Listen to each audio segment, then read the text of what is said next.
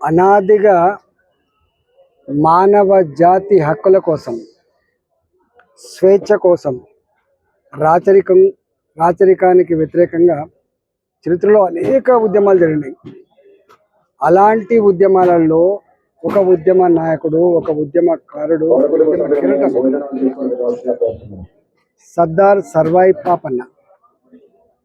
వందల సంవత్సరాల క్రితం ఆనాటి గోల్కొండ నవాబులు ప్రజల్ని హింసిస్తున్న తీరు, ప్రజల పట్ల రాజ్యం చూపిస్తున్న వివక్ష, ఆనాటి ఆకలి కేకలు, రాచరికపు ఉక్కు పాదాల కింద నలిగిపోతున్నటువంటి ప్రజల జీవితాలను చూసి చెలించిన సర్దార్ పాపన్న గోల్కొండ నవాబులకు వ్యతిరేకంగా సొంతంగా సైన్యం తయారు చేసుకొని ఒక పేదరికంలో పుట్టిన బిడ్డ తన చైతన్యాన్ని, సాహసాన్ని చాటి ప్రజల గొంతుకైనటువంటి మహనీయుడు సర్దార్ సర్వాయి పాపన్న.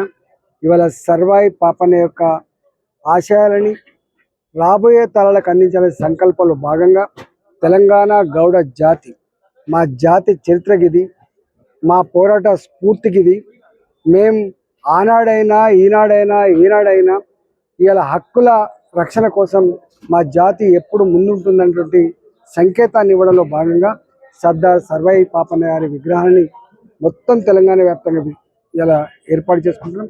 విగ్రహాలను ఏర్పాటు చేసుకోవడం అంటే కేవలం జయంతి ఉత్సవాలకు, వర్ధన్ సభలకు పరిమితం కాకుండా ఆ మహనీయులు అందించిన స్ఫూర్తి, త్యాగం ఈ తరాలకు అందించి ఆ గొప్ప చరిత్రని అట్టే నిలబెట్టుకోవడం ఒకటి, ప్రజలకందరికి కూడా అండగా ఉండేటువంటి సంకేతాన్ని ఇవ్వడం రెండో కార్యక్రమంగా జరుగుతూ ఉంది.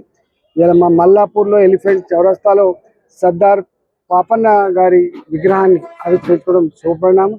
ఇక్కడ ఫస్ట్ టైం చూస్తున్న అనేక మహనీయుల యొక్క విగ్రహాలను ఆవిష్కరించుకున్న గడ్డ ఇక్కడ ఈ ఎలిఫెంట్ చౌరస్తా. కాబట్టి ఈ మహనీయుల యొక్క స్ఫూర్తి రాబోయే కాలంలో గుండెలో నిలుపుకొని మనం మానవ జాతిని ముందుంచడంలో ప్రతి ఒక్కరూ ఐక్యంగా ముందుకు కావాలని చెప్పి సందర్భంగా పిలుపునిస్తూ ఈ విగ్రహాన్ని ఆవిష్కరించినటువంటి కమిటీ సభ్యులందరికీ కూడా శుభాకాంక్షలు, ధన్యవాదాలు.